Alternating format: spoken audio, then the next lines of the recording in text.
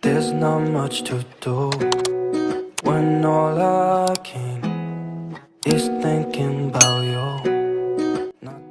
Assalamualaikum warahmatullahi wabarakatuh. Hai, balik lagi di channel YouTube-nya aku, Hapsa Lutfia. Terima kasih sudah mengklik video ini. Apa kabar teman-teman? Semoga selalu dalam keadaan sehat, diberi kemudahan, kelancaran, keberkahan, serta keselamatan. Dan yang sedang sakit, semoga lekas sembuh ya. Amin ya robbal alamin. Alhamdulillah ya, hari ini aku masih bisa share video lagi ke teman-teman. Nah, di video aku hari ini, aku mau buat catatan gaji aku di bulan Februari.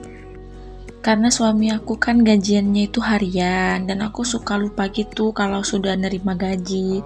Kadang suami aku tuh ngasihnya seminggu sekali, atau per 5 hari sekali gitu. Dan aku pun bisa tahu juga nih kapan suami aku tuh libur kerja.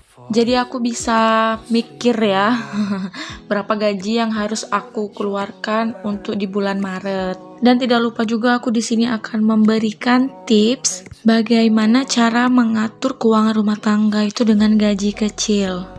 Seringkali ya orang itu menganggap bahwa cara mengatur keuangan rumah tangga dengan gaji kecil itu sangat sulit dan gak mungkin bagi generasi milenial sekarang. Kenapa? Ya karena saat ini bahan kebutuhan pokok itu terus mengalami kenaikan harga.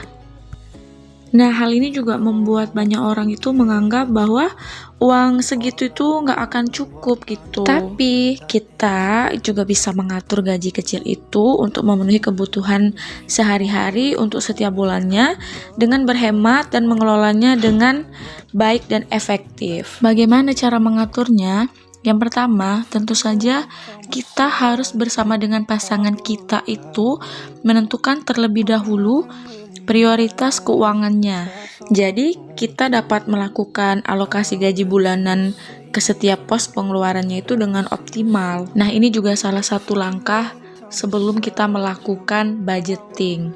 Nah, contohnya itu ada misalnya dari teman-teman yang penghasilan gajinya dari suami itu 1 juta per bulan. Teman-teman bisa membagi uang yang 80% gaji itu untuk kebutuhan membeli barang pokok sehari-hari ya, seperti biaya makan, bensin, keperluan mandi, dan yang lain-lain ya.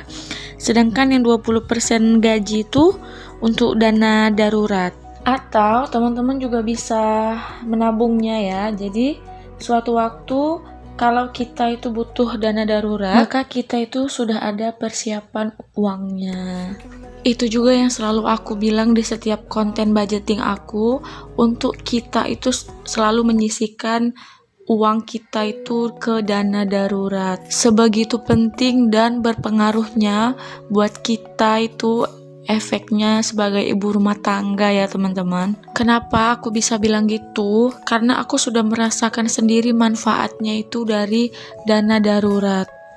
Bukan hanya menentukan prioritas, tapi gaya hidup kita itu juga harus sesuai dengan dompet.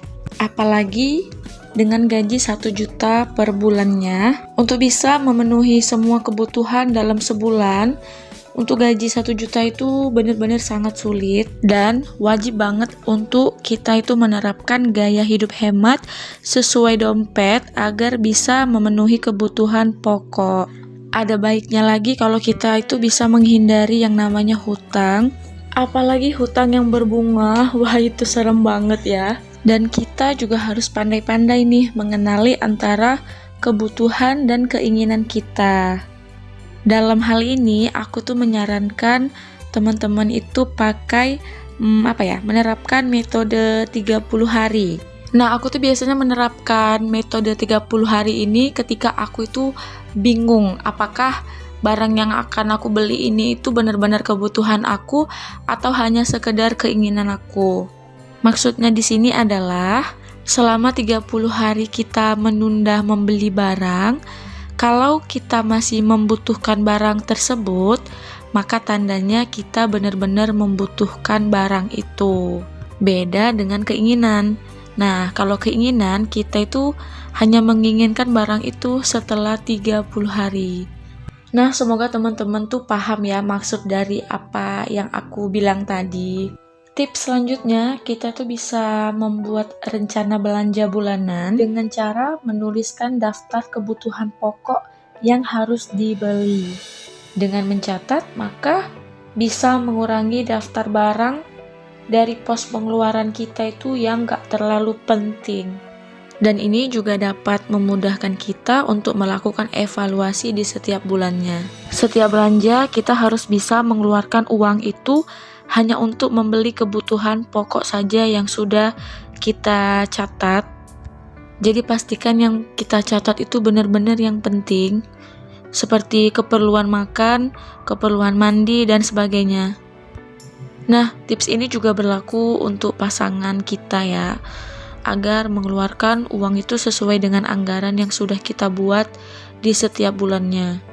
Dan jangan lupa harus sesuai dengan jumlah pengeluarannya, agar terhindar dari yang namanya hutang. Atau bisa juga kita itu cari penghasilan tambahan, karena untuk penghasilan 1 juta itu benar-benar sangat pas-pasan dan hanya bisa mencukupi kebutuhan pokok aja. Apabila kita mendapatkan penghasilan tambahan, insya Allah dapat membantu kita dalam memenuhi kebutuhan rumah tangga kita di samping kebutuhan pokok kita sehari-hari. Oke, kita balik lagi ke video.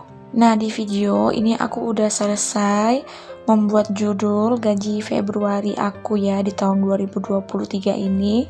Dan gak lupa juga aku buat tanggal. Untuk bulan Februari itu hanya ada sampai di tanggal 28 saja. Otomatis untuk budgeting di bulan Maret itu anggarannya pasti akan lebih sedikit ya dari bulan Januari.